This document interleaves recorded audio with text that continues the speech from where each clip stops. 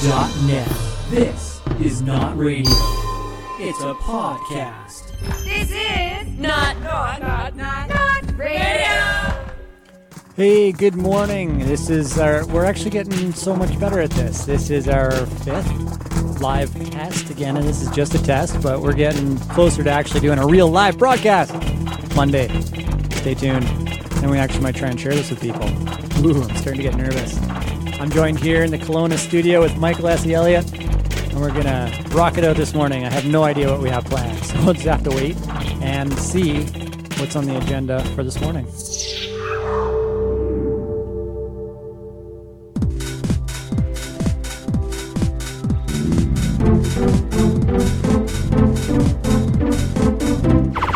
All right, headlines for what day is it again? It's February.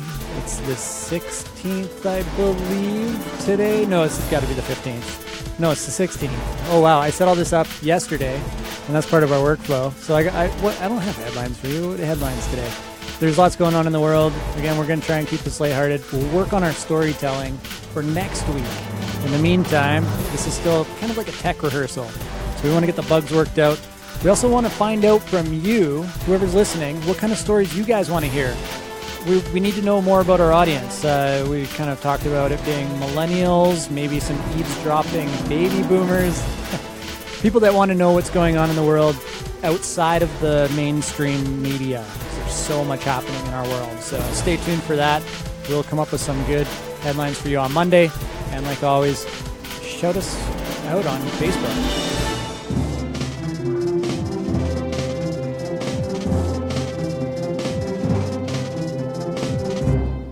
Michael! Good morning, Travis. How you doing? I'm doing well. How are you this morning? I'm good. I'm going to play with my mic. My microphone is so bassy. It sounds so muddy. Yeah. It's -1 in the beautiful Okanagan right now. -1. Yeah. So shout out to everybody in Kelowna waking up right now. Shout out to everybody across the planet listening to Not Radio. That's the best thing about live streaming.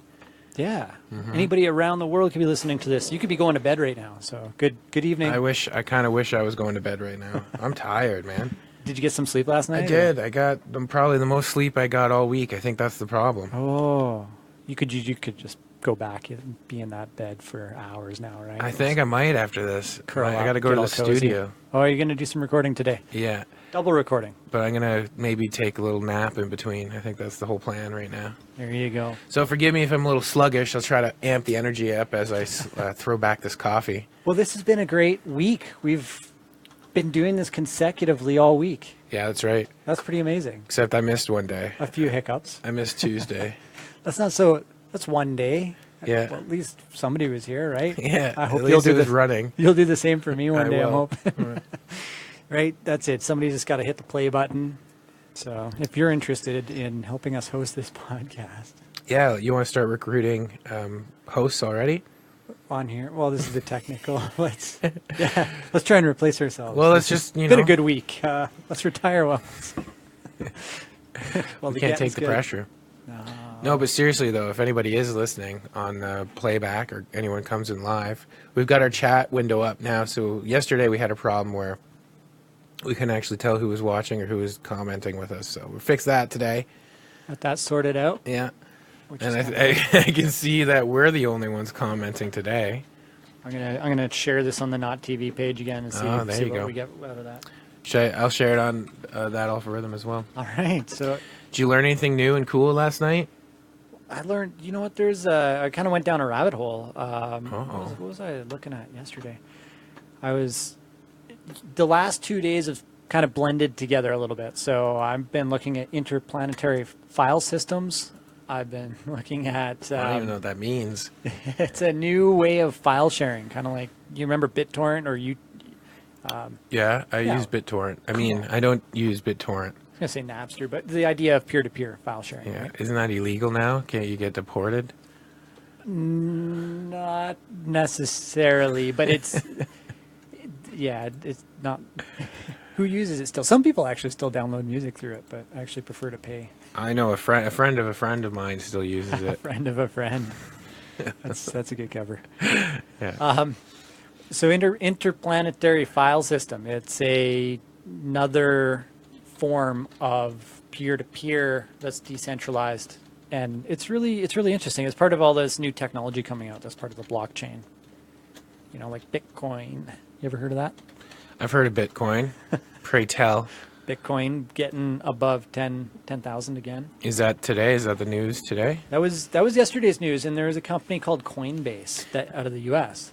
I don't think we talked about this yesterday, did we? How many people do you think it's ruined already, though? Because like it was at what? How was it? What was this peak before it just crashed very recently? What did it get up to? It It's got like up to something close to like insane. 20,000 Yeah. Canadian. Imagine if someone's bought a bunch at 20,000. I don't know why you would, but there were people doing it, right? Well, So until it starts to crash, people are buying it still. That's why it's raising. So this is a good financial education lesson and Yeah. learning moment, actually, because there's people in this space who remind new investors and people who are getting excited. They're using terms like FOMO and FUD. There's FUD is fear, uncertainty, and doubt that drives the market, and FOMO is the fear of missing out. So what happened during Christmas is people started to become aware of Bitcoin. There's this mad rush. You see the price going. You're like, oh, it's going to keep going. Like, I got to get in on this now. And then when it starts to go down, because it's the natural swing of the market, it's up and down. It's an ebb and a flow. Yeah. That you get this fear, uncertainty, right? Doubt about the market, and people start to sell, and it causes it to go down. And I just found out that's the definition of a bubble, is when people... It's like when people get emotionally involved and then they inflate it and then they like get out and it deflates and then it just kind of keeps doing that.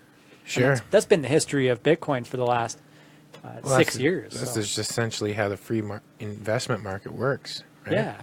So, but my question is, how many people do you think just completely ruined their fortunes in the last little spike? Yeah, I think there unfortunately is a few that have lost their savings. Be careful out there. It's an opportunity, but don't forget it's also a risk. Yeah. It's only for the bold. There's people in the U.S. who mortgaged their home to get in. Oh yeah. And the long-term holders of Bitcoin, the guys who are in it and girls who are in it for a long term, they're not worried about these small market fluctuations. It's always been volatile. But these new investors are like, oh, wow, it's changing so much. This is scary. Yeah. Don't sell the dip. That's become the mantra. Don't sell the dip. So when it dips down this low and you get this fear, don't sell it. And back in December when it was going up, the prediction for 2018 is that it could easily go up to $50, $60, even $80,000 US. And it peaked over 10. And so, as we continue to go, what was the peak? It was like, it was up there. It was like 19,000, I think, US or something. I got a question. If I had a Bitcoin mining machine, how many Bitcoins does it mine? That's an interesting, because there's more and more people getting in on the mining. In fact, there's big companies setting up operations. Okay. And the more people that are out there mining it, the less we all get. It's like a lottery system. Not everybody gets Bitcoin. Just because you have a mining machine doesn't mean you get Bitcoin. It's a mathematical problem you're trying to solve every 10 minutes. And if you don't solve it first, and somebody else does, they get rewarded in Bitcoin. You don't. And only one person gets rewarded every 10 minutes? Yeah. So Craziness. What people have done is they've formed pools. So they're pooling together computers from a whole bunch of people all over the world and then combine that computing power to be first. So you call it a mining pool, and then they'll split that reward with everybody in their pool. Does that make sense? Yeah, it makes sense. It must be frustrating. Well, it is now because, I'm part of a big pool, and there's other, just to see how it all works, right? And as soon as I started reading about other pools popping up, you can see, oh, wait a second, this might not, I wrote out a business plan towards the end of last year. I'm like, oh, this is exciting. This could be, why don't I go into business with mining Bitcoin? And I'm really glad that I didn't because at the time I wasn't aware of these new companies coming out, and they're setting up like multi-million-dollar operations. Mm-hmm. And it's just going to, like one guy with a computer at his house. Can't do it anymore. You hope that the price of Bitcoin goes up enough that it still covers the cost of electricity. Yeah, see, that's the one thing that I've never trusted about Bitcoin, or the idea of Bitcoin, or what people herald Bitcoin as, because I feel like no matter what, it's currency and it's going to be centralized somehow in some way. Bitcoin, well, so there's some question marks about Bitcoin, like is it a scam, is it controllable, but the fundamental math behind it is whatever's in your wallet is in your wallet. The only risk inherent right now would be a quantum computer robot trying to hack into your wallet. Yeah, or like some kind of nationwide catastrophe that like shuts down the systems, shuts down any kind of. But it would have to be global. Like it would have to, and the odds, even if a solar flare hit Earth, it wouldn't be able to wipe out all of the electricity and technology, or because it's a sphere. Mm-hmm. It could maybe get half of it, maybe like 70% of it. Okay. But there's still going to be a portion where computers work, and then when we have tools available and we can get the lights back on. We can like start cloning computers again, right? We can get back to where we are at this level of a society probably fairly quickly. We're pretty advanced. Got you. Yeah. Right. So it's not really going anywhere. You can even print your wallet out on paper, laminate it, bury it in the backyard. Solar flare is not going to wipe that out. Computer can't steal that. So.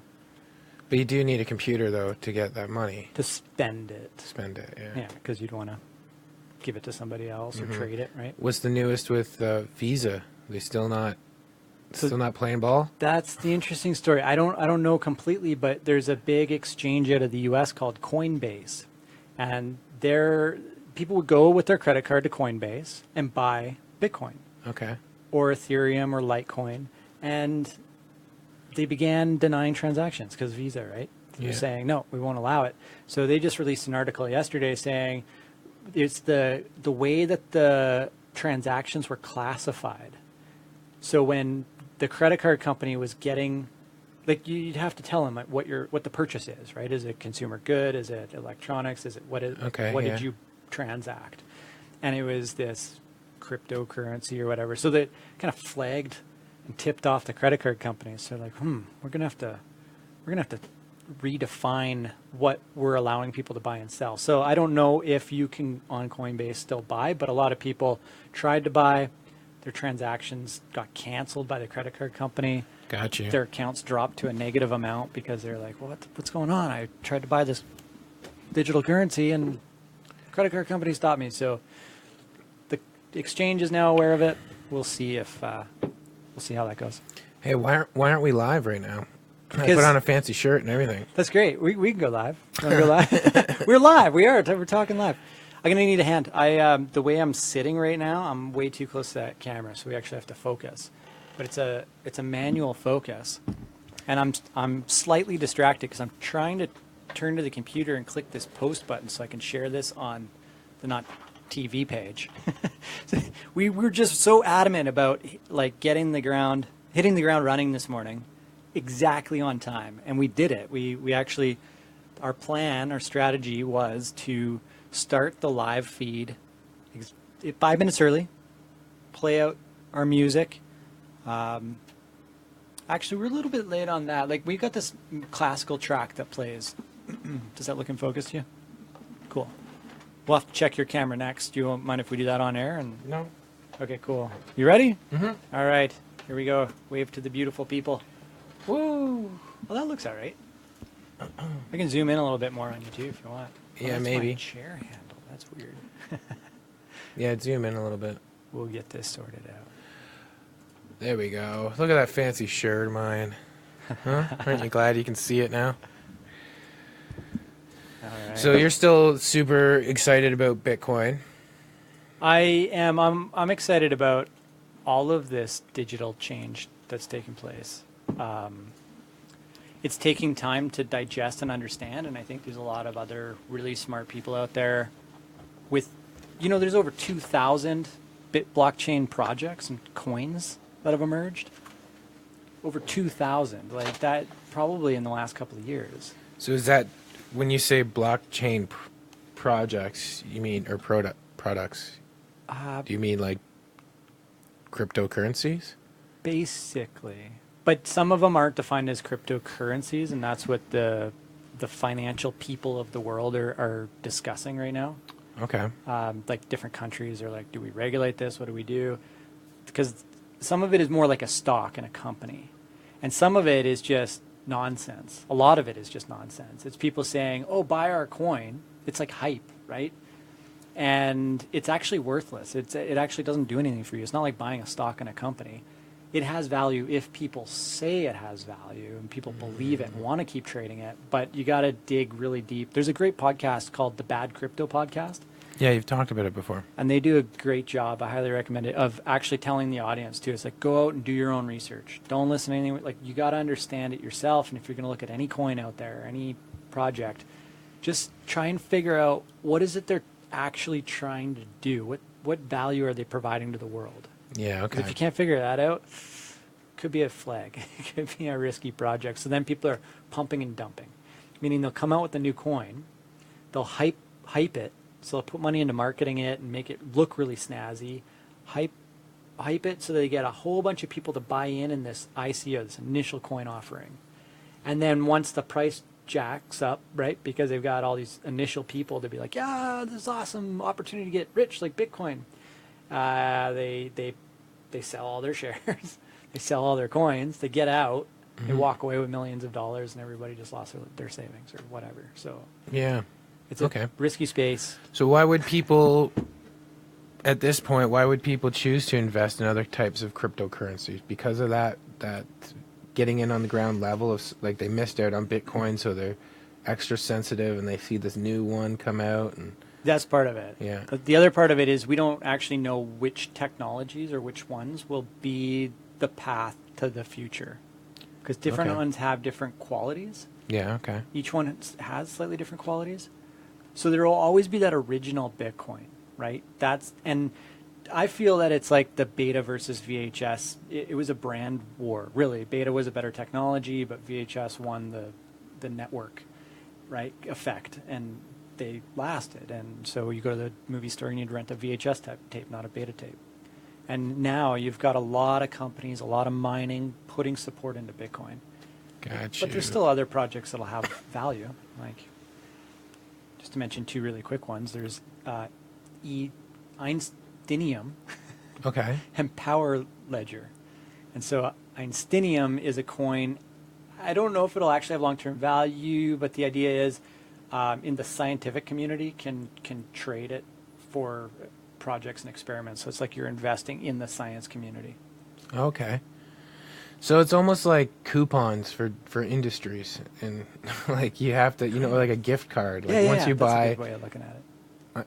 what was it? Einsteinium? Like Einsteinium. Yeah. Once you buy Einsteinium, you have to use that to support or to invest in scientific projects. Yeah, like there's a lady on this Bad Crypto. She came on and was talking about dentists coming out with their own coin, as if like you're going to pay dentists and you're only going to use that becomes the currency of the dental world. Which, in a weird way, it'd be like going to Amazon and like gift cards, like you're saying, right? If you spend money at a retailer and they want to give you change, they don't give you cash, they give you their coupons or their gift cards. Disney money. Disney's been doing this for a while. That's exactly what's happening. So each industry is coming up with their own Disney money, and then presumably we'll just trade all the Disney money amongst itself. I can't think why, unless it was like significantly cheaper. I don't know why I would ever get dentist money, or any of that. Why would I bother with any of that? Why wouldn't I just give real money or just stick with one, like Bitcoin? Sure. Right. Go to Bitcoin, use Bitcoin. But why would I like have 15 different types of cryptocurrencies? So one for my dentist, one for my grocers, one for my, Well, it could be that each one becomes its own ledger. So what the technology underlying does is it allows us to get rid of accountants and lawyers, kind of. Like, well, that's awesome. That's worth it right there. Yeah. You don't even have to say anything else. Like, that would be awesome. There's an article about that. Like, lawyers are going to be the biggest ones hurt because of all this smart contract stuff. This is like, I hope that happens. That would be like the best upset since the music industry collapsed on itself. That's a big one in the industry, the legal industry. Yeah, because it's the same. How upset were you for like years and years and years, feeling powerless that you'd go out and you'd buy a CD for $25 and there'd be like one or two good songs on it. Yeah, and then you'd just be like, these greedy men and women who own this industry just soaking us. I actually have a clip to share about that. Hey. About the lawyers or about Well, about the music industry. Oh, awesome. I'd love to watch it. Can we watch it right now? Yeah. So I hope I wrote down the right time code. It's about 10:20. I'm going to maybe jump around with you guys while I find it. Mm-hmm. And yeah, it was interesting. So it's at this conference, this Recode conference, and it's executive in the movie TV industry, and he's talking about the trends. So he was comparing television and broadcast to music and to magazine publishing, and he's like, is TV and film going to decline just as fast as music and magazines did? Okay. Because we're on that trend right now. That's interesting. The thing I was watching last night about live streaming was essentially talking about the same thing, talking about how when television came out, all these radio stars and radio companies didn't respect the medium, so they failed to make the transition. Meanwhile, like a few people, like Bob Hope and Lucille Ball and all these people, and companies as well, right, ended up becoming these huge, giant corporations and giant influencers because they were willing to adopt a new medium that other people were like disrespecting. And it's happening all over again, right? Did you hear the Howard Stern, like a couple of years ago, had this like really well publicized rant about how podcasting was stupid? And Oh, really? yeah, because he's the old radio guy, right? And he can't respect the new medium. Yeah. And you know, and that's what this is. Like we're working on taking this to a whole nother level, right? Of I'm going to raise my chair. But so this is podcasting, but this is like not just video podcasting, but it's live stream podcasting. Like we're trying to get ahead, like you described the wave. Let's ride that wave, but let's try and get ahead of it. And it takes a lot of work, like to put something like this on. absolutely. You should do like a tour of the office one day and talk about all the stuff. Yeah, we should, eh? Like all Yeah. the little pieces. Because there's quite a bit going on here behind the scenes. And that's something that I'd love for the audience to understand and appreciate, how much work actually goes into producing content. Yeah, I would like people to be more educated about that as well. Speaking of which, you can go over to the Patreon website we just set up for Not Radio. Yeah, it's patreon.com/nottv. Okay. Not radio. There we go. Yeah. What project is this right now? It's all part of the same family, but it's Yeah. yeah, The brand is not. that's it. This is not a brand. It's not a brand. Yeah. All right. It's a movement, not a brand. All What do right. you got? What do you got for us? What do you got cooking up over there? All right, so we're going to drop into part of this conference, and I might have to do some jumping around just to get to the right Jump. time. So Jump, let me jump, throw it up jump. on screen here and see what we get. 10, distributors. 10, 20, we're way up here. Pete. Okay, right about here. Music, and this was my life for the first 4 years as an analyst. So music sales in the U.S. peaked Sorry, in guys. 1999 at about $14 billion. Okay, the next decade, that decade that followed, music consumer spending fell in half in a decade, with the average decline being a 7% a year decline. As a manager, there's nothing you can do about this. You know, you're losing the high profit pool CD dollars, you're offsetting it with no margin digital dollars. It's a bloody transaction. And this looks at the global music picture. It's similar. So again, this peaked in about 2001 with digital. And back then the pitch was, hey, digital is going to offset physical. So as we lose physical sales, we're going to offset it with digital. And as you all know, that didn't happen. Now it's happening now, but literally took a decade to bottom out with about a 4 or 5% annual decline, right? So this is not a pretty picture. Having covered this industry, I see industries in media today that remind me of this. I'll tell you about that later. Now, going back to my setup, before I was an analyst, I'm gonna skip I had ahead the here for a pleasure of second. working at the Time Inc. magazine company. Yeah. So what did that just mean? Can you digest that for me? Yeah, I think he said something he was just talking about music spending right there. But if I just jump back even just like one more minute, because he said something specific about, he's not really a story, but he painted a picture. So Okay. Points. let's find That's out. been this. We've seen an average rating. If you look at broker drivers for U.S. media, TV ad growth in a non-recession that I've ever seen.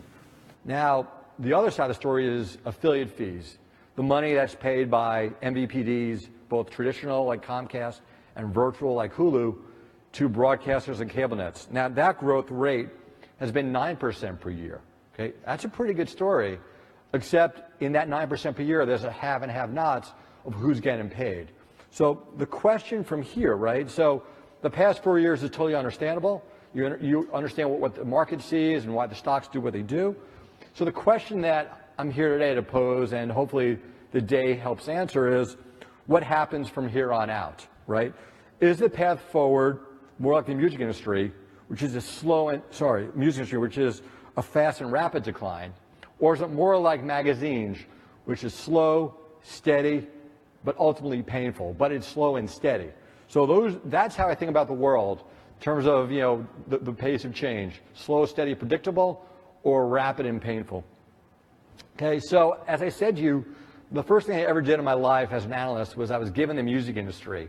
And I'd often go to trade shows in the late 90s, early 2000s, and I would depress the music audience. I'd say to them, obviously there's a problem here. You kept pushing the bundle of the album to higher and higher price points, and most of the albums that are out there are not classics, right? There are one or two hit wonders that are $15.99 for a CD. So of course piracy developed. And then in order to combat piracy, they worked with Apple to create a 99-cent download, which quickly unbundled a $16 album. And then as people moved to digital from physical, you saw a death of retailers. And I tell my kids all the time, yeah, there was a Tower Records once in New York that was a great place to go to buy records, and they don't even know what records mean. So when you see music... There you go. That's a great point. That's something I'd bring up with a lot of musician friends of mine. The idea of the album and what it means and why we all, there's still... You talk to a lot of, indie people, indie artists, and they still want to put out albums. And the only reason I can figure is because they want to be like their idols. Like, they grew up in a certain era. So if you look at the actual market, it's such a waste of money to put out an album right now. We're in the shuffle industry. It's a novelty, though, too, and there is an audience for it. Not When's as last big, time you... not as big, but there is this, it's sort of like a cult following of people that appreciate vinyl. Listeners, audience members. I agree with that. Small, though, right? I agree with that. What I'm saying is when you release music nowadays, you release them in a collection. That's anywhere from an 8 to a 12 song collection. That whole idea was brainchild of a bunch of marketers back in the 80s. Yeah. You had to fill this. You had to fill the record. That was the price point. That's how much people will pay for what they expect, what we can get away with. And now, because it's been a practice for so long, even in today's market where it doesn't make sense to release anything but a series of singles, artists like myself, indie artists, still want to put out full-length albums. So much work, so much effort. And then it's in the way that people consume music nowadays. Even if you have this ramp up of campaign to build buzz around the release of an album, it's like a drop of water in the ocean. There's so much to compete with. There's so much music out there. There's so many artists releasing every single day. There's so much new music coming out. You work a whole year on an album and then you release it all at once, and it's over within the weekend, and people are on to the next one. So there's no longevity there. What you got to do, I think, what I want to do, is you release them just one single every 3 or 4 weeks. And that's not just me saying that. That's a lot. All the research I do, all the people I listen to, all the podcasts and lecturers about the music industry. That's what they're pointing to. You won't put it on. I get vinyl too. I like vinyl. Go down to Milk Crate Records, buy some vinyl. I like it. When I go see a band live and they have vinyl, I'll buy that before I buy a T-shirt. I get it. I think that for market research, and I get that it's a good idea to do market research and poll the audience and stuff. But the problem I personally have with it as an innovator is people don't know what they don't know. So in some cases, we won't actually. So I'm not going to say that that's wrong. I think that's all. I think that's probably absolutely accurate and true. I just think that there's multiple paths of what could be possible, especially in the next 5, 10, 15 years as technology continues to change. Sure. And that there's going to be new possibilities, and sometimes bringing back old things but in a new way is what will really pique new audiences. Well, that's interests. Part of the equation as well. That's what more established brands and artists are trying to do is like adding additional content. So Chance the Rapper is making a play to go along with one of his records. So now you're not just going to get the record, but you're going to go buy tickets and see the play live. There's people like Beyonce and others who are doing visual albums. So not only do they release an album, but they have made a movie to go along with it. Cool. Yeah. So now, because the problem is, it's not, I understand people don't know what they don't know, but the way people consume music, it's not in album length anymore. Right. Nobody sits down and point, really, no one sits down and spends an hour listening to the same record anymore. That's ridiculous. I'd love to think that that's going to change, but that's just my own wishful thinking, that people will take a break from this busy life and go lock themselves in their virtual reality and listen to an album. If that album was like I tried. a virtual reality experience. Did I tell you this already? I tried with my favorite band like a couple months ago. What were you trying? Tried to sit down and listen to the whole album all the way through. Just didn't have the Favorite band, new release. They haven't released anything in like 4 years. Got really excited about it. Got my environment together, laptop set up. It got really comfy. Put the music on. I think I got to like track 6, and then I was just like, I gotta go. I gotta do something else. I wonder if that's a symptom or like a waning and. Well, so I don't know what percentage of our population meditates, but I believe it's scientific fact that the frequency of the Earth is speeding up and the energy is coming at us from space, like solar energy is coming at us. That there's actually a shift in the vibration of the planet, and we are evolving as a species to a higher vibration. And if we don't match that frequency, we end up getting anxious and stressed out, and like there's a lot of health problems that can come, and it's all symptoms to wake us up that we need to change our frequency, we need to change our vibration.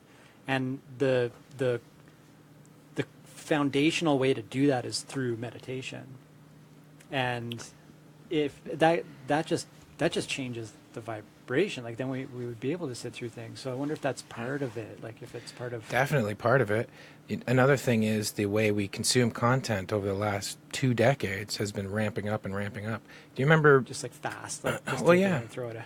Don't you, Do you remember, did you watch much music when you were younger? Yeah, I remember lunch breaks, we'd watch the countdown. And right, Fridays. like, and then you can actually map out, like, as a filmmaker, you probably notice this more than other people, but the amount of time before each, angle or screen switches. Oh, yeah. Has been ramping up for years and years and years. Yeah. So I remember, even when I was young, the amount of information flashed at me on the TV screen every couple of seconds was like really rapid.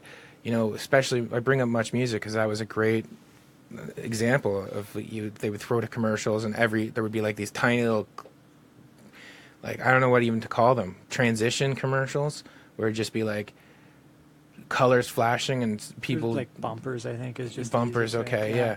It'd be tons of those happening all the time, and then when like you do 5 get seconds, right, of just like something, and then you'd get into the actual program, and it would just be people sitting there talking on chairs with an artist, but the camera would be switching all the time, and then all of a sudden you'd be like, you switch the camera angle on a jib, and it'd be swooping in, and then be down below looking up, and like it was just. It's got to stay visually interesting to keep you there, otherwise, But I think we get desensitized to that to a point where now, myself personally, can't sit down and listen to my favorite band, favorite album.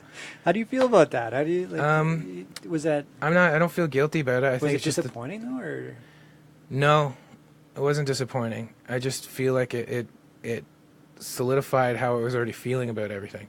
Oh, I see. So right? It would be different. Reaffirmed that concept. Yeah, and it would be different if like the idea of the album, meaning like 10 songs on one disc, was some kind of like altruistic, like prime, like that's how music's supposed to be listed. That's how exact, but it's not. It's just an idea that some marketers came up with, and that's just how many songs could fit on the medium back in the day, and how many people would pay a certain price for it. That's the equation. It's not like this is the optimal time to listen to one band's music is 60 minutes. Like maybe in some cases though, because there are a few albums out there that are just great.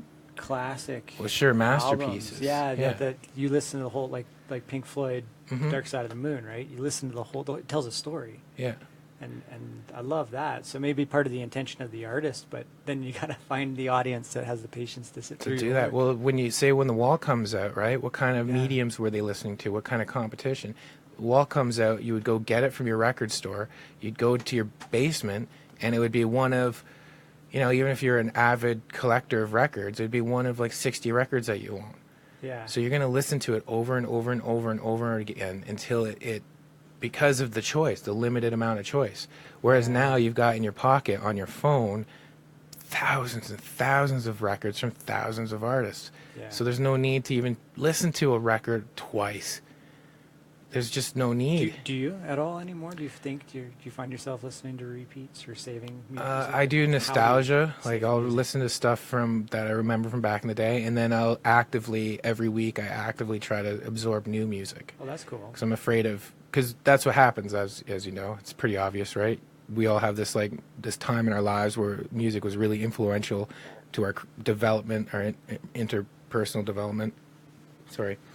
And we all nostalgia for that music because of the way it made us feel. Right. So we all have this certain block of time where the music in our lives, that's the music we like.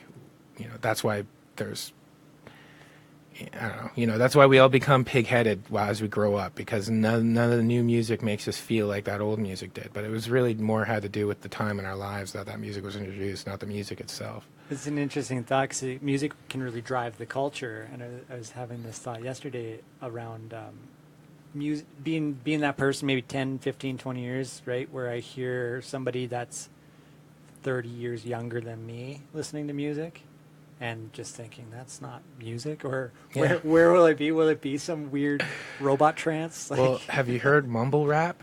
That's probably the closest thing to me that I'm like, that's music? Like some of it I can get, but that's one of the new ones that are just probably making myself sound real old, but that's one of the ones I don't get. I mean, I get it, but I'm not going to listen to it. Is it exactly what it sounds like? It's just you don't quite get the lyrics, but that's the point. Yeah, basically, it comes from a style. Have you ever heard of lean? No. Okay, so within certain music communities, I guess it's very fashionable to make this cocktail of alcohol and cough syrup. I call it lean, and it's very effective, and it gets you really intoxicated, and it makes you slur and be really lazy. You can't. It makes everything you say slur, and you go like this, and you mumble. You're like, "Oh, get that lean on, right? Get that lean on," and then that's became a genre of music because that was so, I guess, in style. I don't know what to say, but so now there's a style of music or mumble rap, and it's people either intoxicated or emulating that sound. That's interesting. All right? These fusions of Yeah. past cultures. But then you got to remember there's people out there where that music really speaks to them for some reason or other. So it's not wrong that it speaks to them. It's just it doesn't, it's for the next people coming up. I think that's all music really needs to be. It doesn't need to make sense. For a long time, I didn't really listen to lyrics. It was just the harmonics of the music and the sound of the person's voice. And I'd have a physical sensation to go with it, and it would bring about certain thoughts or feelings that allowed me to just move through my life. And in some cases, it was very healing, or it was an escape from the pain in my life. Interesting. Yeah, and then later on, I actually began to appreciate lyrics a bit more and actually hear them. Yeah. So for a long time, I couldn't grasp what they were saying. But if I saw it written down, it was cool. And then some songs I'd want to try and memorize lyrics and sing along. Yeah, and how do you feel now? Have you kind of grown to appreciate the poetry of lyrics? Yeah, more so. We were talking about Taylor Swift yesterday. Yeah. Player's going to play. Yeah. Some of it's just Great so lyrics. simple that Yeah. I don't know if I can really appreciate the lyricism. But there is actually a song that, if you don't mind, I'll play one more video. This is shot by a friend out of Calgary for ATB, which is a bank in Calgary, Alberta, Treasury branch. And I love the concept of the video. It's if this is the future of commercials, then yay for filmmakers and musicians, because it's a girl who I like the lyrics, the poetry that she does, and then the filmmaking is just sort of flowing around her. Like, it was a great concept visually, and bringing this artist in to share her lyrics. And it was Alberta Treasury Branch, this bank, that wanted to pay for it, so it gave this creative team a chance to just go out and make some art. That's awesome. Really cool. Man, I'm excited. Cool. Well, you talk for a second. I'm going to put you up on the screen, or I can just stay here with you. Yeah, well, whatever. I got a video queued up, too, by Theresa Bishop. You do? Okay, well, let's play back yours, and then we can It's just a nice little song she did. She's got an amazing voice. She's in a band called Meteor Tree here in town, so if anyone's there. Awesome. Boom, boom, boom. All right, we ready for it? Yeah, I'm ready. Right, let's hit it. Playing it. Oh, wait, wait. Okay, hang on. Okay, hanging on. All right. See, all I see is a blue screen. Why would that be? Oh, I don't know. Technical difficulties, everybody. This is what we're fixing today. Yep. On notRadio. Boom, boom, boom, boom, boom. So I'm just going to jump over to... I'll show you what I'm doing, actually. We're using this program called vMix. Logan White, thank you so much for showing me this program. Now, it says that maybe because we had that computer off, I just need to refresh. Reconnect. Exactly. But I don't actually see your screen on here. So maybe I should I've been just add it handicapped. again. Add it again. When in You guys doubt. can't handle what I'm trying to say. You can't handle the truth. Oh, there we Travis go. is trying to shield you guys from the truth. Yeah, that's right. I've been censored. Well, when we're out of time, I'm sorry, Michael.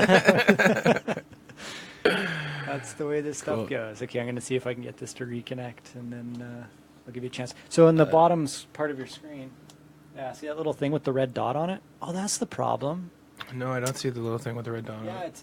it's in your toolbar. It's little blue boxes. It's in the taskbar. Or So I whatever you gotta wanna click call it. this on? Yeah. What screen are you on? You got a video. I don't see you. Yeah. Is it on? I clicked it. Click it again. There we go. Okay. There we go. Okay. So Two connections. There we go. We're like 10. No, I'm gonna say 80% of the way there. Okay, groovy. I'm gonna talk about. You're gonna have to do. That's odd. Can you X out of that? Like make it small again? Oh, this guy? Yeah, because it's not appearing. Should I just? Yeah, there you go. I don't know why you're. Well, whatever. Let's just go to throw to whatever you were gonna do. That's really weird. Can you close that and then? Well, because this is part of our technical. Yeah. Do you want me to reasons close that we're doing everything? that. No. Just close the one. That guy. This Yeah, guy? Yeah. And then open them again. There we go. Another click on them. So it says, what do you have open? Oh. Hang on a second. Entertain the audience. Hey guys. So, while Travis is fixing this, I'm going to tell you a little bit about Meteor Tree. They're like an experimental rock group. They kind of have a similar vibe to Evanescence, but a bit more experimental. Theresa's the lead singer, and she's absolutely fantastic. They play at Munins Post a lot, so if you guys are around town, you want to check out a really cool metal show with some interesting features. I think they played with a saxophonist for a while. I'm not sure if he's still with the group, but that's kind of the vibe they throw down. They do interesting, and a good friend of mine, Max, is in that band as well. All talented people, worth the ticket price. And Munins Post. You ever been to Munins Post, Travis? You can just nod. You Nope. know, no. They sell mead. Mead is a beer made from honey. Yeah. And it's delicious. And I think it's the only place to sell it. And it's super popular. Every time I go in there, they're almost sold out of it. They do board game nights. You can go in there, see some friends, play some board games, hear some metal. There's actually quite a few metal bands in town. really There good are. metal scene. Yeah, I'm not too into that scene, but There's a big metal scene in Calgary too. Actually, it was interesting. yeah, I don't think metal will ever die. Like, I don't think that's. Is this guy talking about more music? He started to talk about a little bit more about the industry, Let's hear it. and actually, he's got a couple interesting things to say. I got 2 more clips to share with you about what I'm this guy's- interested, Awesome. even though I'm yawning. Okay, so this next clip, I got it queued up for you. Starts at 15:33. See how close I can get. Pause. Okay, here you go. I'll get the next video queued up. Essential content. And what I've done here, just for a little shorthand, is I put together a chart that looks at Netflix's P&L spending. So this is not even a cash spend. So last year, Netflix spent $6.3 billion on their P&L buying content, mostly television. They're going to move to film, make 80 films this year, so film is going to really balloon. When you look at their P&L this year, it's $7 to $8 billion of content spending. On a cash basis, it's 10 to 11 to $12 billion of content spending. When you line that up with the biggest conglomerates, it's quickly, passing Time Warner. It's going to be bigger than Fox. Fox, Disney together is a bigger, obviously, combination. But they're reaching a size of investment spending that really challenges linear scripted networks. Now, if I back off sports, you could argue that their spending on content is actually bigger than everyone else but NBCU in 2018. All right, that was one clip, and then I've actually got. That's insane, though. Can we talk about that for a second? Absolutely. So, how much money is it? Is Netflix a publicly traded company? Yes. Yes. Well, They are, because you can get their financial statements online. Yeah, I was just wondering because I would like to know how much money they make. They're spending $12 billion, $11 billion on content every year. This They year? make the last financial statement I read of theirs was like 3 or 4 years ago, and they were raking in about $6 billion a quarter. So that's craziness. like They're 6 just times 4. yeah. They did it right. You can't even hate on them. You can't even hate on them. Like there's nothing. You know what I mean? Like they just did everything right, and Yeah. they just swallowed up. Who owns that company? Like who made that? They're just some smart guys. That's maybe the beauty of Netflix. There's a combination of people that were in the industry, Yeah. but it wasn't like a big company started Netflix. It was guys who went out on their own. And Well, yeah, I remember the famous story that they tried to sell it to Blockbuster, and Blockbuster was like, "No way, buddy. There's no way this is flying." just the mail order DVD service, Yeah. right? Can you imagine whoever was the CEO made that decision in Blockbuster? Oh, Imagine what he's doing right now. Like business. every time there's like a Netflix show coming out, and it's like on billboards everywhere. That would be torture. I think I'd have to leave the country. Just retire. I'm that's not it, sure. you're Would you done. be able to handle Get that off if the you planet. made a blunder that big? That's comparable to my marching band blunder that I was That's talking not about yesterday. comparable to that at all. I'm sorry. $11 billion a year they spend on content. Yeah, the scale is much grander, but it's still kind of a blow that you have to get Yeah. back up from or retire. That's it. Get a Retire. You different can't. industry. Yeah. You know what? If the dude who did turn down that deal went on to find more success somewhere else, Yeah, that would be a great story. there you go. But I don't really think we'd have to look To into learn that. from But like, it. But I think there's a point where there's somebody on the radio yesterday who was saying what he does. It was writers. It was on CBC. They're talking to writers saying that in order to stay innovative on top of things, they're asking younger people what their thoughts are there you go. instead, because that keeps it fresh. That keeps it like, where are the new ideas coming from? Mm-hmm. So you got to stay on top of this stuff. And also, that's a great demographic for entertainment because they have a lot of disposable income.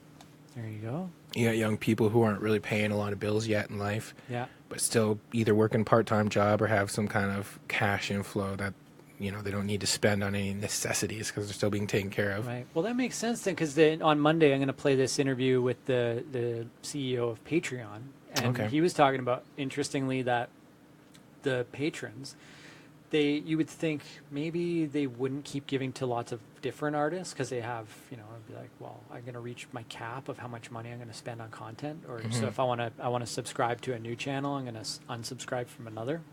But he says it's actually this. we have this emotional value, like it's adding value to our life. So we For want sure it to is. add another piece of content. We want to add another piece of content. So we actually just increase our budget for it. I think that makes sense because, what about, like, did you ever have DVD collections or movie collections like that?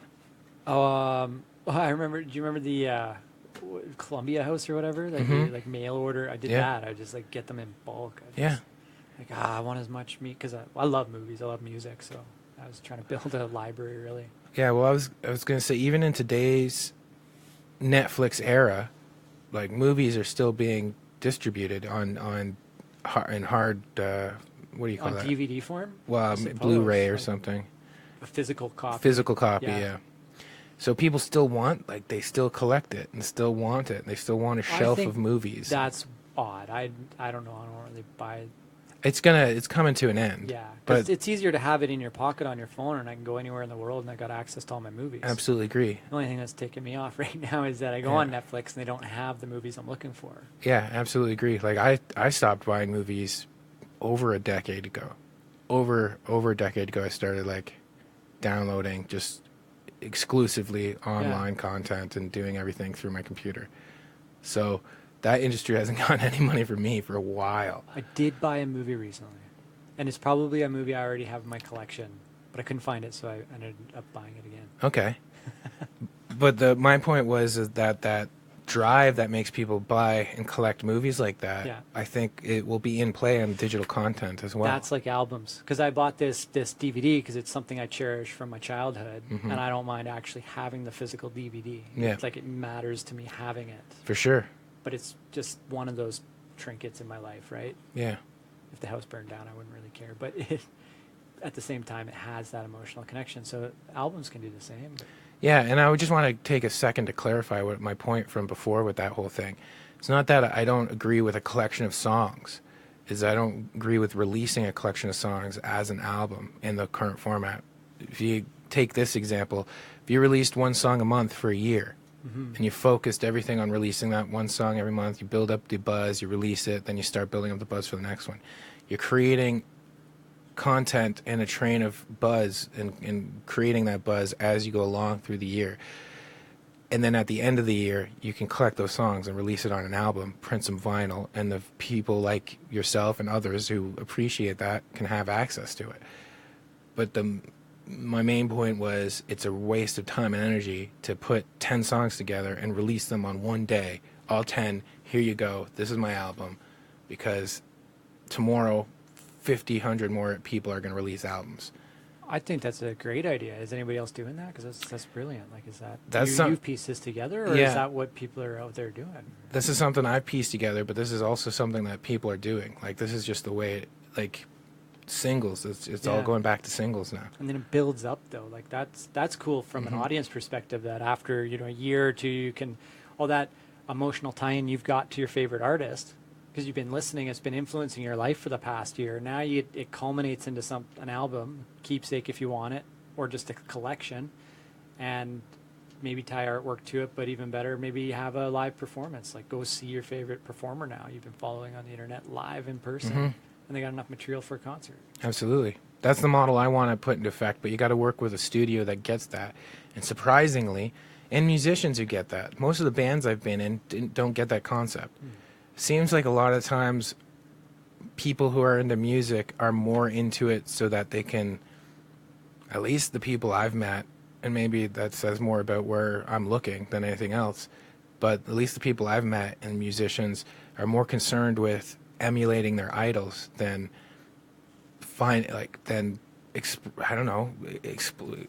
paying attention to the trends in the market and acting accordingly. There's got to be an emotional tie-in for that too, Of right? course, and of a course. belief that this is the way it's done. Well, I've struggled with that too, talking to some artists who are like, I'm going to go get a record deal or something, and it's just like, but there's so much information that says that's not necessarily the best way to go. I don't understand why that's the hallmark, that's the milestone. I think too also because being an artist and being a creative person, at least I'm just going to stick to musicians because I can't really speak for much else. And I don't even fair know enough. if I think for music musicians. and film are slightly very different in paths. Yeah. But I think with music and musicians, what drives them to do a lot of it, I'm talking your average musician, is emulating their idols. That's why punk rock came out, and all of a sudden now punk is not a movement, it's just a dress code now, right? You wear leather, you have a mohawk, you have ripped jeans, you have, and if you don't have any of those elements, you're not punk rock. You're not punk. That's so interesting. It's ridiculous is what it is. Look at it from the perspective of a producer looking to make money, right? Yeah. I would be looking not for the people that are trying to emulate, but the people who are actually standing out from that crowd because they're differentiating themselves. That's it. The go-to money maker, because that's. And that's how I feel genres start. I feel like a band comes around with a unique sound, and then that sound explodes and is very popular, and then you get a sea of emulators. A sea of people going like, oh, I love, back in the day, Elvis has got a great, I want to be like Elvis, you know, and then you've got hundreds and hundreds of people trying to sound like Elvis, and then all of a sudden, that becomes a genre. There is an amazing quote from Oprah, actually, on Facebook just the other day when she was telling her story, and she said in her early days, she was a news anchor, and she was trying to be like Barbara Walters, Barbara Walters. And she realized at one point, when she said some word in an accent that was like Barbara on the news, and she just started laughing at herself. Okay. That she would never be the best Barbara, but if she worked to be the best Oprah, then that just completely changed everything for her.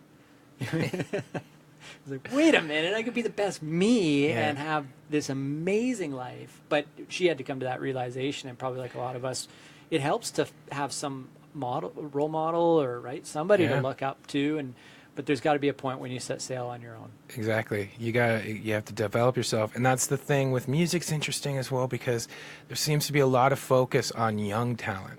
You see like a young person who's got a great voice, it's like people are really impressed. And I get it too. The audience, or you mean like the Justin Bieber phenomena, where it's like, that's the next thing. I'm trying to find the next thing. Sure, yeah, stuff like that. But just the popularity of those things for your average consumer. The way I feel, like I don't want to listen to anybody who hasn't anything interesting to say. So how does like a 16-year-old singing about love going to add value to my life? It's not. Right? But then again, that music's not made for me. It's made for 14-year-old girls. The pop culture. But that's actually a really good point, because that's going to define a generation and an audience. That's going to define a culture, right? That maybe is a very important part. And I feel that that's why we're here having conversations like this, because we're part of a group of people that would be part of this conversation to say, there's something more. There's something more there with the music, and we want to go deeper with it. And I think there's a real key point to that. And then that's a fresh look at a new form of media, or taking on the media in a new form, and re-empowering ourselves as artists, but outside of the system that some of us still believe that's the way to do things, right? That there's this model or something, or there's a way to be successful. But well, what's that? Critical mass, is that the terminology, or critical tipping point? But critical mass, tipping point, 100th monkey effect. Yeah, did I mix them all together? I think they're all kind of the same. Well, it works in the same way as this, right? Like right now, I feel like I'm an early adopter to ideas because I'm open to receiving them. Yeah, and I'm more concerned with embracing emerging ideas and technologies than I am with my ego identifying with my heroes. Right. So that's my unique position. But I'm just the early adopter. Soon this will just be the way it is. And then it might swing back to the other thing where, records become this novel thing, and then artists are like, they come out with a record, and the only way to consume the music, you can't find it on Spotify. You have to go actually get the record. Like I could see that being something really popular once the pendulum swings around the other side. Yeah, absolutely. Have you seen, let me just find a slightly larger version of this picture. Is that the early adopters picture? Yeah, have you seen this before? I think you showed it to me maybe once. So it's exactly like you're in this innovator stage, and the innovator stage bleeds a little bit into the early adopter stage. The people that are want to try new things, right? They'll buy it when there's still bugs in it. So it's like new ways of doing things, new art forms. Maybe it's way outside the mainstream. It's the people that actually change the culture, the trends, right? The trendsetters in a way. What's the chasm, real quick? So the chasm represents a change in mindset. There's a gap between the people who are on one side of the chasm and on the other side of the chasm. And you actually, as a marketer, you have to change your messaging. You have to change the approach, because it's actually that audience on the other side of the chasm speaks a totally different language. They embrace new things in a totally different way. They need the early adopters, that first half of the early adopters, to already prove it, to already accept it. Once that first half of the market, that's the tipping point. That's the, I think I get what you're putting down. Do you maybe have an example you can help me out with? Is there like something on the top of your head? What would be an example? Like, what about with Netflix? So the first early adopters are the people who do the mail order thing. Yeah, so you'd probably be sitting in a room with your friends saying, "Hey, have you heard of Netflix?" It's like, "Yeah, I don't know. I saw an ad for it somewhere." Yeah. It's like, "Well, would you ever try it?" "No." "You?" And there's going to be one person in your group of friends that tries everything as soon as it comes out. They don't care. Yeah. They just want to be the first person to try New experience. it. Yeah, it's like, I got the latest iPhone constantly. I've got the latest gadget. It's like, oh, there's a new mail order thing? Done. Yeah, no, I tried it. It actually works. It's pretty cool. And then they talk their friends into it, right? And you get the next early adopter on the other side of the chasm who's like, yeah, maybe I could give that a shot. Okay. But it's that first friend who's introduced it into the circle, right? And then the next friend, he's the other half of the early adopters, and he tries it. And then the marketing shifts towards that second guy. It's no longer new. Yeah. But it's still not part of the majority, so it's still new, right? You get it? It's not brand spanking new. Yeah, it's now people know about it, but not everybody's using it. So it's still new, but the people that won't take that much risk or they don't care about being fresh and first. Standing in line, they're the guys that stand in line all night for that latest video game release. Those are the early adopters. Yeah, so maybe they're the people who try beta versions of things. Yeah, right? yeah, exactly. Alpha versions. Like, they want to get their hands on the raw code that the guy's building in his garage. Got you. They're like, let me watch you. You're innovating something? Yeah. I'm stoked. Okay. Yeah. Okay, that makes sense. Thank you. You're welcome. So that applies, I think, to everything. That's a great gift I've learned and picked up from the technology industry, is the level of thinking that goes into new technologies and new technology companies. But I really feel it applies to everything that we create for each other, and even in the entertainment industry. So I got one more little clip to play of this fellow. I'd love to hear it. All right. So we're going to jump. This is a smart guy so far. Yeah, and he's got a lot of experience in the industry. So high percentage of America. It's fun to hear what he's got to say. All right, let's jump ahead here. Jumping system commit to the box. We're looking for 2339. Or they're not All right. on there. They're watching slightly early. Actually, I don't know his name, but here we're going to have a quick listen. Otherwise, I'd introduce him properly. Network built on 55 plus. You're not seeing the same level of decay as these younger networks. So if you're targeted to 211, to 12 to 17, to 18 to 24, you're looking at double-digit declines in people turning on the TV set, right? Now, they may be turning on their iPads, their phones to watch your content, but the way Nielsen's measuring it, which is people using TV sets, the rate of change is happening at a rate that, again, reminds me of music. I don't see any way to dig out of that. My last section is on the film business. And everyone spends their time, and I did too. All these charts are on TV. This is on film. To me, film is a much more precarious place than television, actually, because we've kind of ignored what's been happening. So this will not be much of a headline grabber. This looks at home video spending over 2010, 2017. The bottom two bars are physical home video sales and physical rental. Not a surprise that over the 10 years, the physical bit of home video has fallen from $16 billion down to $6 billion. So I'm not here today to tell you the home video business, the physical business is dead. No more blockbusters, no one's renting physical DVDs. But what I'm here to tell you is the growth of the digital format, so electronic sell-through, video on demand, is starting to slow, right? It's starting to slow. And that slowing has now caused real concern about the long-term growth. We once thought that could add back the decline of physical. It's not happening. The worry in physical now is that physical is bulk of what's bought in physical DVDs from Target, Walmart, Best Buy. And it's just a matter of years, as I showed you about Tower Records, that those companies start downsizing their carrying of physical products. So we're very, very worried about the back-end monetization of the film business. And that's going to lead to more premium VOD. Premium VOD is basically it's a model that lets you buy movies closer to day and date. 2017 was the worst theatrical box office year we've seen since '95. And as Netflix spends more money to make better and better movies, moves to day and date release schedule, as premium VOD windows start opening up, we see pressure on the theatrical side of the business. So we're worried about that. So they're worried.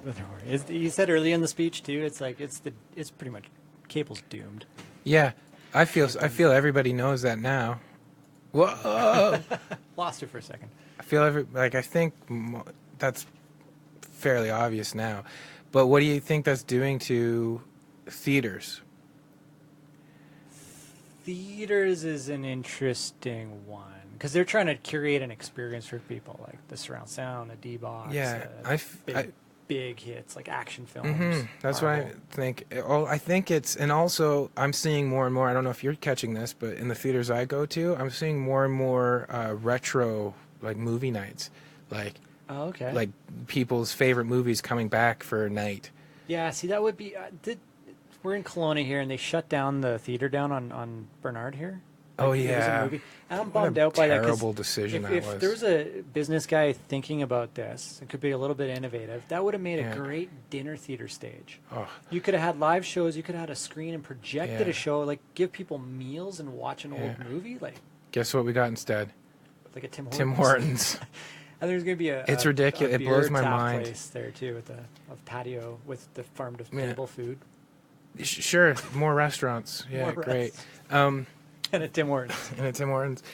The thing, though, that really bums me out is how much traffic that brought to the downtown core during the weekdays. Tuesday night movie night. Well, all the businesses on that street benefited from that one night. Did you notice, did people actually go to films? Yeah, of course, yeah. Well, when I moved to town, it was only open for, I think, 2 months after I got here. I went there once, and it was run down. It was obvious that the person who owned it knew that they were going to sell it and hadn't upkeeped it for years. It's a bummer. Super big bummer. We had Indie Fest there. It was the last screening of anything was really? Indie Fest. We had Out of the Darkness play there. That's awesome. Won an award there. It was awesome. That's so great. cool. It was kind of exciting. Yeah. But sad that was it. Mm-hmm. It was the end. Yeah. I just, whatever. This town's frustrating sometimes, isn't it, Travis? It can be. It can be. I don't know. Any city can be frustrating. Even Calgary, Calgary has a budget for art. Every time they do new expansion or build the city, they put money aside into a fund for art and culture. Okay. And then they hire local artists to create something. Just so they're just trying to keep the city nice, right? Mm-hmm. And so they built this new airport road. So they gave this contract to an artist, and I don't know where the motivation came, but they installed a giant hula hoop, like a silver ring, next to the highway. That was the art. That was the art. Mm-hmm. So it was kind of an interesting use of funds. But to consult artists, I think, is a really cool idea. Yeah. I think it should happen more, regardless if it turns out to be a big hoop. Mm-hmm. Yeah, I don't know. We could go down a rabbit hole talking about that subject. We're almost at the end of our hour. I don't want to get on that, but that's super frustrating. Over our hour for sure. But I do want to share this. Please do. And we can probably. I'm gonna peek at your screen. No, I still don't see anything, which is weird. So weird. Oh, you got to hit that video, the desktop thing. Oh, that's right. I'm gonna shut everything down. And then put something up on that screen, and we'll see if I gotta add an input here. Oh yeah, I see it now. That's good news. we had to reboot the computer. Okay. Of course, that's what happens sometimes. That I is can what actually happens. see you typing, so that's a good. No, wait a minute. I don't see it. I gotta reset it. Now all I got is because I gotta make you live. Let's see. And I gotta do this. There's all these little buttons I gotta click and make stuff happen. So I got you up, but I'm gonna play this video back first, and then Please we'll do. play. Okay. Where did I put it? Oh, it's way up here on the other screen. I think. No, I got too many windows open here. Confused. Did I? Oh, here it is. There Alright. you go. All right. Let me find my mouse. Drag it over here. Pop it into full screen. So this is video, clearly dedicated to the hustle of Alberta entrepreneurs, but I'm going to pay it forward to my BC friends. That's as well. right. That's right, you are. All right, Michael, here we go. I should probably hit play.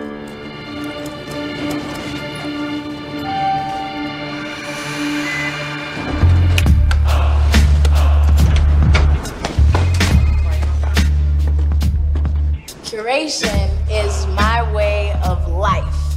Dare, imagine, create, repeat. Cycle, a pulse, a drum, beating dreams into third dimension. Ideas to manifestation. I make magic from my realities. Master the elements, creativity, passion, timing, and intellect. To keep the pulse alive, I become the change I push to see and leave no room for fear. Although it shape shifts, masks itself as loneliness or doubt, I remind myself to listen, to study the love around me. I leave my heart in my tribe's hands. Communities of hustlers who have kept the pulse alive across oceans and language. My hustle is ancient. حكمته هالهبين كومتني نعلم.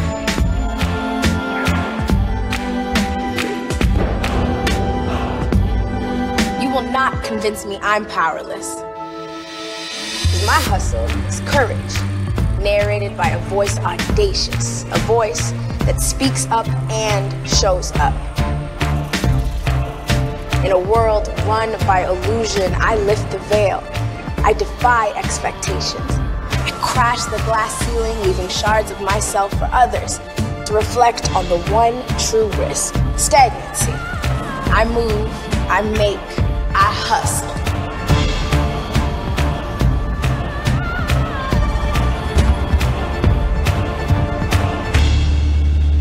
Boom. Wow, that gave me shivers. That's cool, eh? Yeah, did that give you goosebumps the first time you Oh, man. watched it? I love that. Yeah. That was great. Yeah. I didn't buy into it at first, but she won me over at the end. Yeah? Well, because she was like, I don't know. She With was the like- lyrics or the build-up, or was it the filmmaking? It was, I guess the filmmaking. It was, I don't know what it was. In the very first part of it, I just didn't believe what I was hearing and seeing. I don't know. I can't really explain it. I just thought it was like. Yeah, you don't know. I questioned one of the shots at first, but that's my visual eye digging in. But yeah, by halfway through, I was all sold on it. It was good. It was That's a good great. piece, eh? Yeah, it was a really good piece.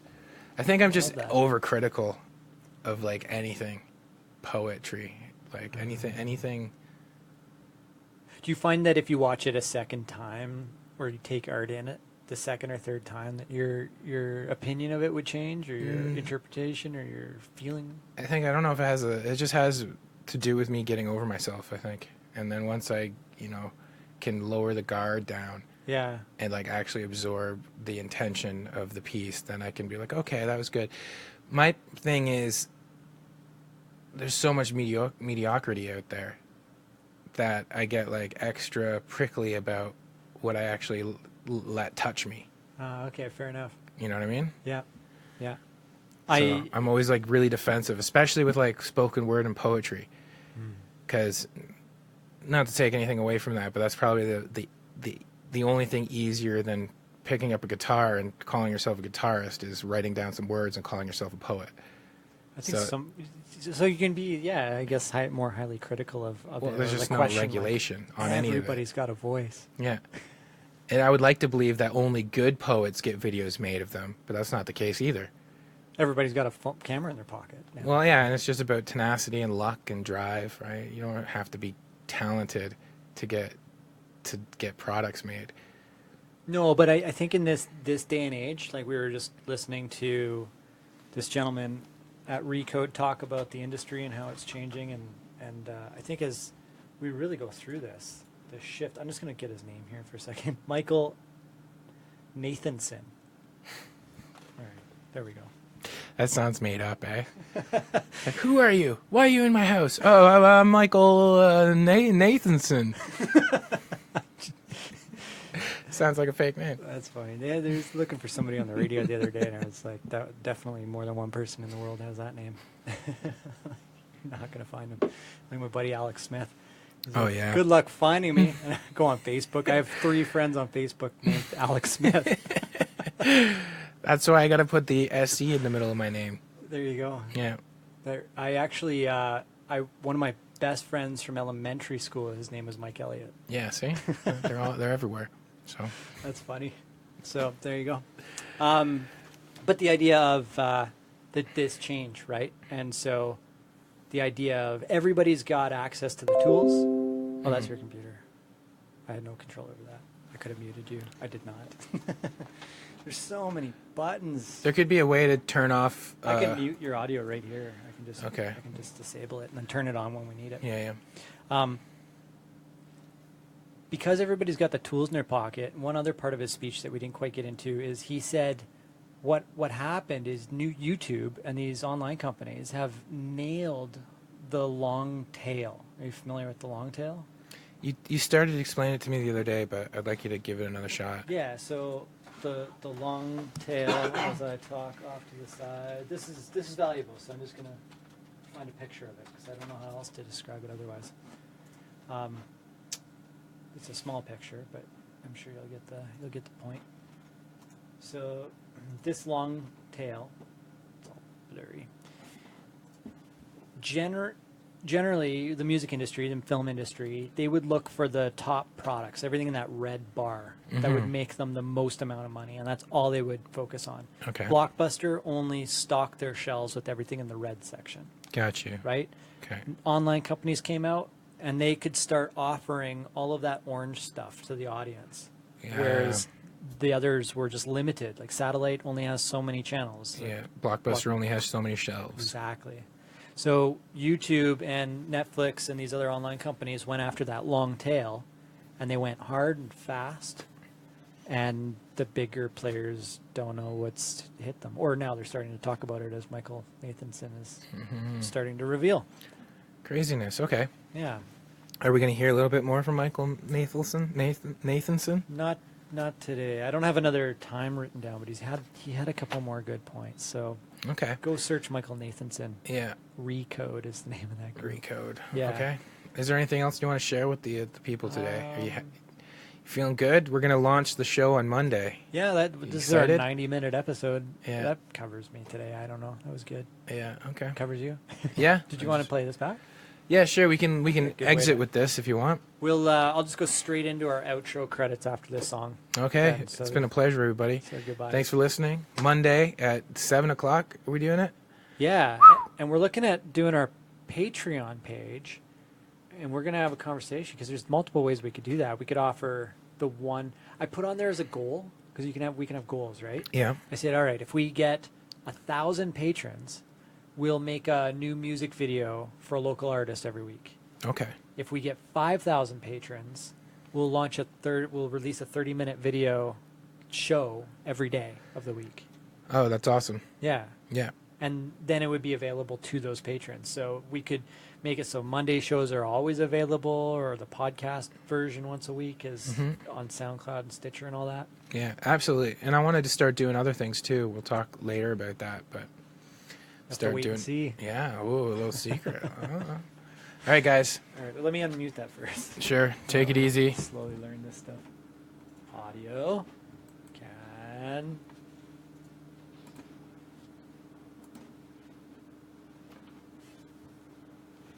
I don't hear it. Do you? Nope. Oh, okay. Pause it for a second. Oh, I'm muted over here. That's what's going on. Thanks. I'll have to restart the video and away we go.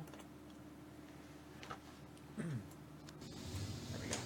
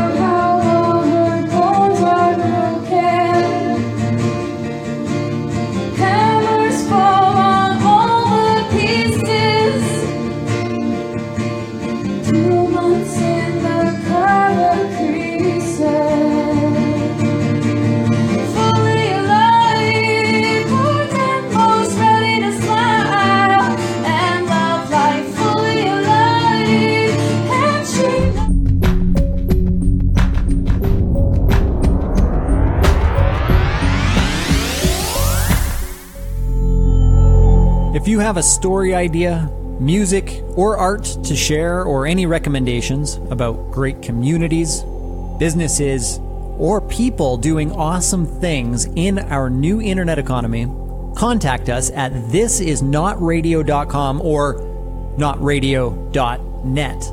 They both go to the same place. And definitely subscribe to the podcast. Notradio.net. This is Not Radio. It's a podcast.